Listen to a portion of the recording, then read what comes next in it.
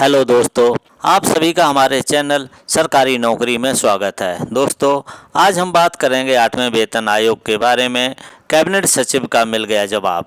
दोस्तों, कैबिनेट सचिव का जवाब आ गया और सवाल था कि 8वें वेतन आयोग में देरी क्यों, टर्म्स ऑफ रेफरेंस को सार्वजनिक क्यों नहीं किया जा रहा है, क्या 8वें वेतन आयोग 1 जनवरी 2026 से लागू होगा, क्या इसकी घोषणा 2026 में संभव है, यदि आप घोषणा 2027 में करते हो तो क्या आप एरियर दोगे। बिल्कुल दोस्तों, सीधा सीधा वीडियो जारी किया है जेसीएम के शिव गोपाल मिश्रा, जो स्टाफ साइड सेक्रेटरीज हैं, और उनका अब वीडियो हम आपके सामने रखेंगे। और ये जो सवाल और जवाब हुए हैं, उनके साथ जो मीटिंग हुई है, यानी कि लोकसभा और राज्यसभा के बाद लगातार सरकार के ऊपर दबाव बनाने की कोशिश की जा रही है, लेकिन सरकार क्या कह रही है वो आज आपको सुनना होगा। और कहने वाले व्यक्ति हैं टीवी सोमनाथन, जो पहले फाइनेंस सेक्रेटरी थे, वित्त सचिव थे।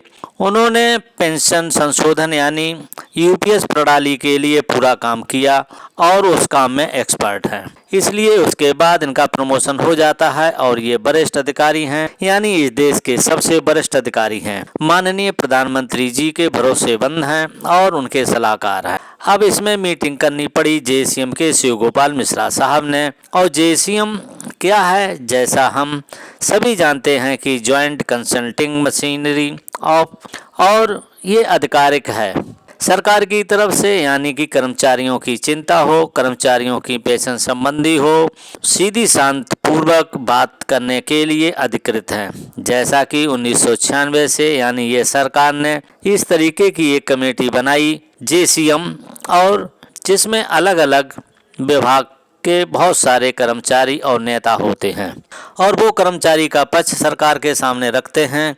अब इनके नेता हैं ये शिव गोपाल मिश्रा जी। जैसा कि उन्होंने कहा था कि हमने डिपार्टमेंट ऑफ एक्सपेंडिचर के सचिव से मुलाकात की, लगातार अपनी चिंताएं बताईं, टर्म्स ऑफ रेफरेंस के बारे में सजेशन दिया, लेकिन सरकार की तरफ से जवाब नहीं आता।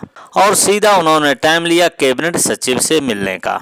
और मुलाकात होने के बाद इन्होंने क्या कहा, इन्होंने कहा कि देखिए, दोनों बातें हुई हैं और 2 अलग अलग मुलाकात हुई हैं। अच्छा, एक मुलाकात में मैंने उनसे जो रेलवे सारे केंद्र सरकार के कर्मचारियों की एक ही मांग है कि करीब करीब जो है कि 8 महीने से ज़्यादा हो गया है सरकार को ये घोषणा किए हुए कि 8वां वेतन आयोग बैठेगा, लेकिन अभी तक टर्म्स एंड रेफरेंस फाइनलाइज नहीं हुआ है और अभी तक कमेटी का गठन नहीं हुआ है।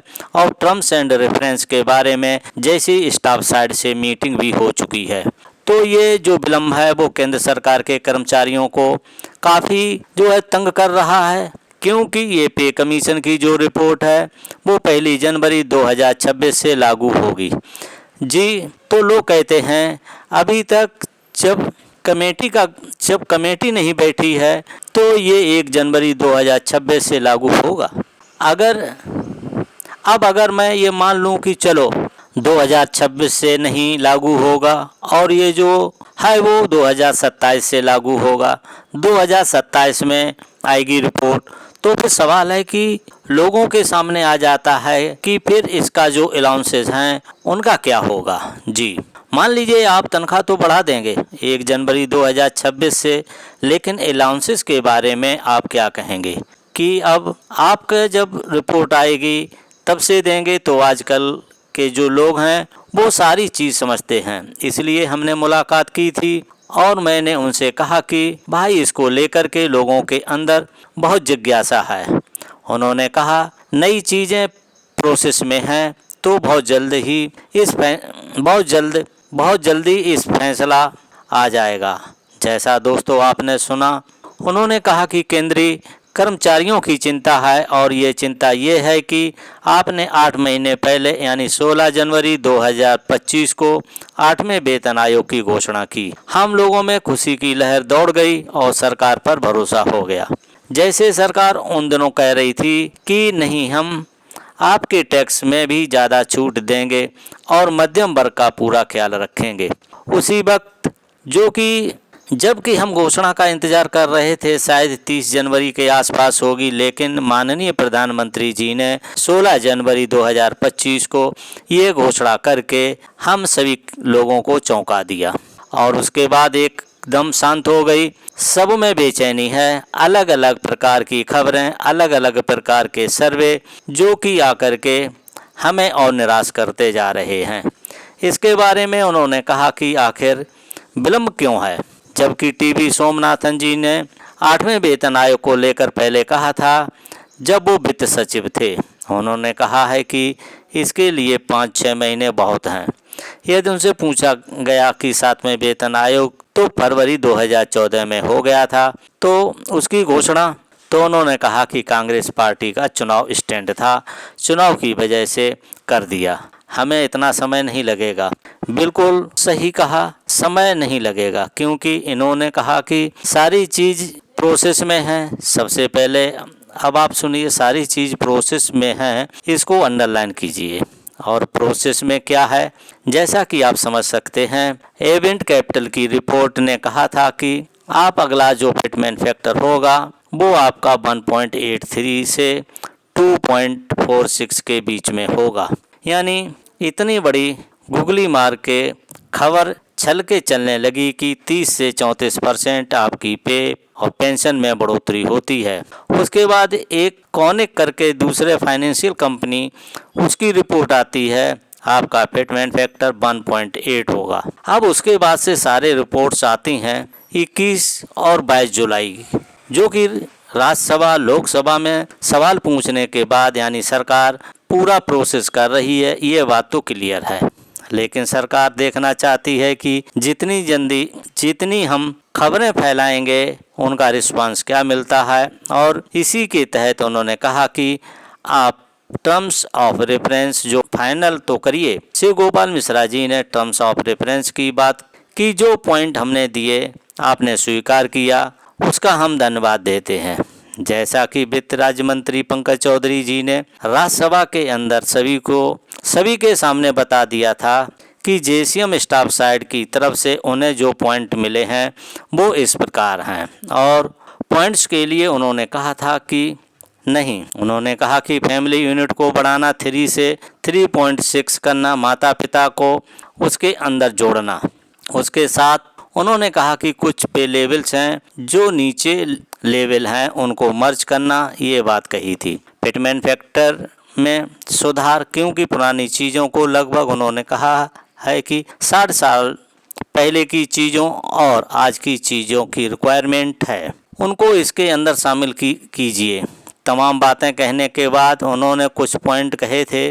उन्होंने कहा कि हमारे पॉइंट हैं कम्यूटेशन रिकवरी पर 15 साल की जगह 12 साल किया जाए, एडिशनल पेंशन के बारे में बताया। तमाम चीज़ों के मुद्दे वित्त राज्य मंत्री पंकज चौधरी ने कहा। उन्होंने कहा इनका धन्यवाद।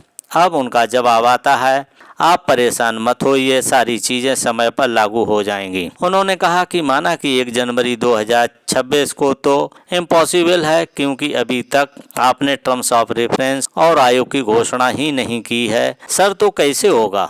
उन्होंने बोला कि कोई बात नहीं है, समय लगेगा लेकिन सब चीज़ें मिलेंगी। फिर सवाल पूछा गया कि यदि 2027 में आप इम्प्लीमेंट की घोषणा करते हैं तो इसका मतलब ये है कि आप पिछले पे कमीशन की तरह आप भत्तों का एरियर नहीं दोगे, यानी उसी दिन से आप सारे अलाउंस लागू करोगे। तो बीच में जो 2-2.5 साल का जो घाटा है केंद्रीय कर्मचारियों का, वो सरकार उसको फायदे में लेगी। सारे के सारे सवाल रखे हैं। अब उन्होंने कहा है कि आपको एरियर भी देना होगा।